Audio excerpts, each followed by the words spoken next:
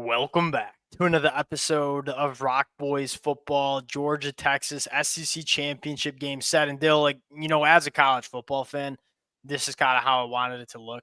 I don't think there's any question after the last 12 games we've seen from the SEC that these two teams are the best teams in the SEC. Now, I think what's unique about this game is we just saw this matchup a couple of weeks ago. Obviously, Georgia goes on the road and kind of runs Texas off the football field. Then you take a look at the line, neutral site, say it's pretty much a pick 'em, dead even.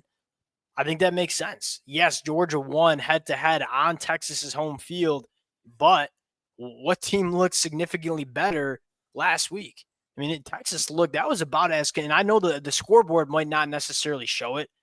Texas controlled that game consistently against Texas A&M, and we all kind of know what happened with Georgia Friday night. Now, I think a lot of Georgia fans are saying the same thing. Like, we've seen Georgia play Georgia Tech tight, kind of looking to pass that game, looking forward to the SEC championship. I don't think that's like sending Georgia fans into panic mode, but I don't think you can deny that Texas looked like the better football team than Georgia did the last week of the regular season. Really excited to get into some matchups. Now, before we do, and as always, Georgia fans, Texas fans, let it fly in the comments section. A lot of different ways you can evaluate, look at this game. Appreciate you guys rocking with it. If y'all do enjoy the content, consider subscribing to the channel. Dill, without further ado, I think you have to start with this Texas offense going up against this Georgia defense, because that was largely why you saw the results you did a couple of weeks ago, where and to me, it's funny because you look at these two teams and these two units specifically and say, what version do you get from each? We've seen the version of this Georgia defense that reminds us of the 2021 and 2022 version of this Georgia defense going back to that Texas game. 7 sacks, 10 tackles for loss. They dominated the line of scrimmage in that football game. And then from Texas, you've also seen them look like one of the best offensive lines in the country. I think most notably just last night against Texas A&M, I think it starts with what version do you get from both of these units. But when you look at these two units stacking up, this Texas offense, this Georgia defense, what's the biggest storyline for you heading into this matchup? I mean, I still think Texas, the best version of them is when they're controlling the ball on the ground. And you look, like, if you're scoreboard watching the last couple games of Texas, maybe you think some of these games have been close, but you look at how in command Texas was of the Arkansas game, of the Texas A&M game. It starts with their ability to just pound these teams into submission on the ground. Obviously, the huge issue, in my opinion, in that first game was they really struggled to move Brinson and Stackhouse off the ball. And those are different kind of defensive linemen than a lot of teams carry. Like, they don't get a ton of TFLs in stats, if you will, but they're really good at eating up blocks and letting their linebackers fill in behind them. I thought those two did a great job, and Texas really struggled to move them. I look at the last couple of weeks of Texas offensive line, they're getting guys off the ball consistently. They're getting up to backers, and they're running it, just chunking those 5-ish plus yards. Really hard to deal with. I don't know if I go as far as say dominate, but they clearly won the battle last night against the Texas A&M defensive line that is full of NFL dudes. Like, that's a really, really good unit from a talent standpoint. One interesting conversation to monitor, the health of Kelvin Banks at left tackle. I will say Trevor Gooseby, number 74, he came in, played his absolute tail off in a hostile environment. And I'm like, look, this Texas offensive line is better with Calvin Banks healthy. But I think if you're a Texas fan, like, you're feeling really good about the backup left tackle there and Trevor Gooseby. I thought he looked really good. The run game, that's kind of where I want to start too, for a couple of different reasons. One, you go back to the matchup that we saw a couple of weeks ago and say Georgia was able to stop the run with a light box. And so they kind of left their two safeties high, and it was really hard for Coach Sark to kind of dial up those deeper third shots that they like to sprinkle in. Like, we kind of know the recipe for Texas on offense. We want to run the football, and then we want to go play action and hit some of those explosive plays in the passing game. Because they couldn't run the football, Georgia wasn't really bringing in those safeties close to the line of scrimmage. They were just playing in that too deep and not really letting anything over the top. And so Texas couldn't find those explosive plays. I think, secondly, you want to take some pressure off Quinn Ewers in this offensive line and pass protection. I mean, because you can't run the football so well, you're finding yourselves in second and third and longs. You talk about those game-changing turnovers. They came on those downs. Are you going to run the football for 250 yards against Georgia's front seven? No, probably not. But can you run it well enough to be able to bring those safeties in a little bit, hit some and prevent all the negative plays that they took the first matchup. That's kind of the storyline that I'm looking at here. Because I still look, the best version of Quinn Ewers is probably not him throwing the ball like well over 40 times a game. I Probably still agree. think it's being able to work off of play action and layer balls over the middle of the field. Like I look at that throw to Wingo from yesterday's game against A&M.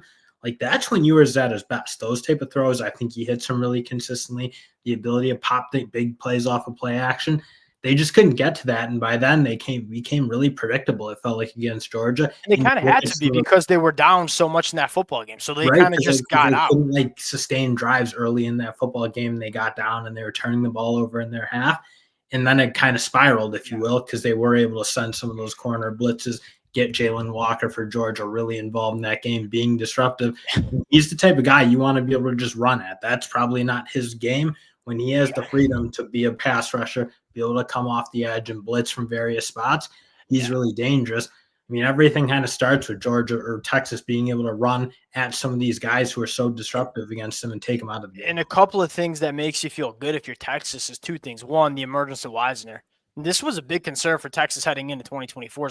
The running back room is thin with all the injuries, and you don't know if you have a difference maker. Wisner's emerged as that dude was running the rock hard last night, and he's been running the rock really well the last couple of weeks. And I think secondly, Dill, with the emergence of like Arch Manning kind of being used as this like gadget quarterback, what gave Georgia a ton of problems Friday night against Georgia Tech? Like Haynes King and what he could do as an athlete. If you're Coach Sark, can you spend some time digging into that film and getting some concepts that Buster Faulkner and Georgia Tech were running against Georgia that were clearly giving this Georgia front seven a lot of problems? And I think it starts with, all the pre-snap motion and window dressing and misdirection. What's the best way to kind of take the aggression, take the bite out of them Georgia Bulldogs? No pun intended. It's, hey, we're going to give you a lot of misdirection. We're not going to allow you to just fire downhill and kind of smother us. And if you're Coach Sark, can you grab some of those concepts from Georgia Tech and kind of implement it potentially with Arch Manning at the quarterback spot? We'll see how that plays out. And for Georgia, it's just continue to play that Georgia brand. Like, I feel like there's been games where you've seen it, most notably Texas. I think Clemson week 1, where it's like you're looking at this unit and saying, how do you score points on them? They're just smothering you. You've also seen versions of even going back to on Friday night, the 1 sack, 3 TFLs against the Georgia Tech team. Like it wasn't a dominant version. What version of Georgia do you get? That's another storyline too. Switching sides here. Georgia offense versus Texas defense, and Dill, we'll kind of just say it every week at this point. This Texas defense, like everybody in the national media, when you talk about Texas, Coach Sark, Quinn Ewers, Arch Manning, that's kind of the conversation with the national media. This Texas defense is probably the best defense in the country right now. After what we saw, well, I guess Ohio State's defense played all right, but it's Texas.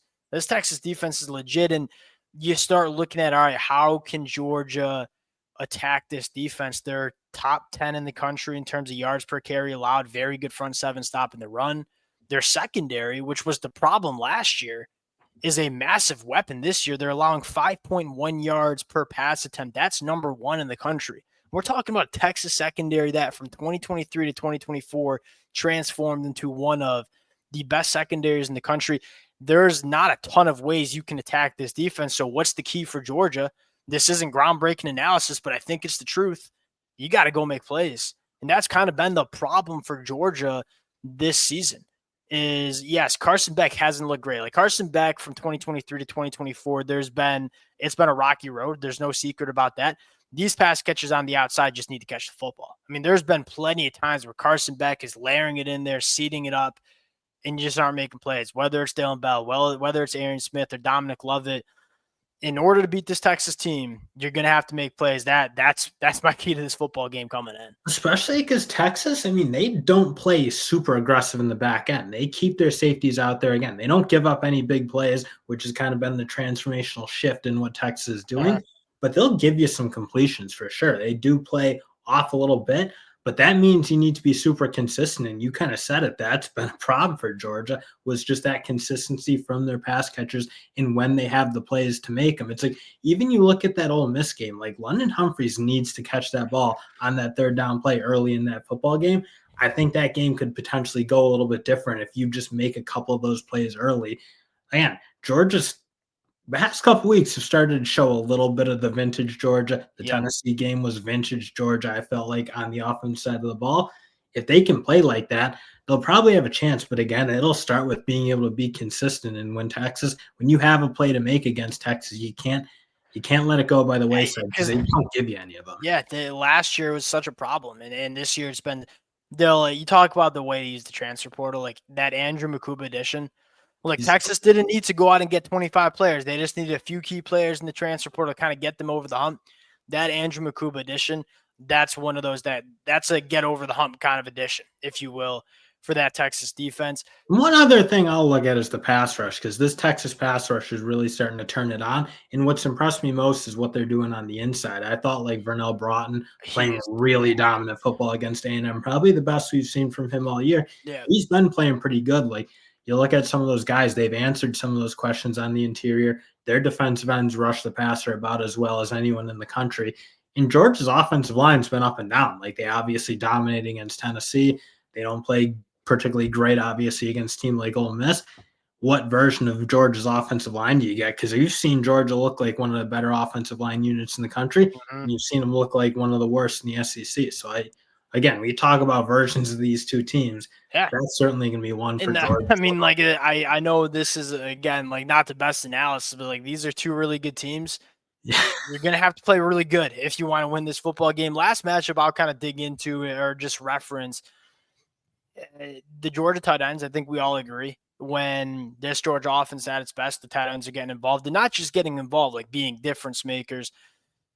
Texas is one of the rare teams that I think has the personnel to deal with the tight ends. You know, Anthony Hill, outside of some of them Georgia back, I mean, along with some of those Georgia backers, like those are some of the more athletic linebackers that you'll see in the country. Andrew Makuba at safety, like those guys responsible for some of those tight ends working in the middle of the field. I think that's a really intriguing matchup as well. Dill, let's get into the pick here. 2.5 points, pick them. It's been moving around. Georgia, Texas, neutral site. Who you got? Give me the dog. I've been wrong on Georgia in every one of these big spots. Tennessee, go back to Texas. Like I've always doubted Georgia.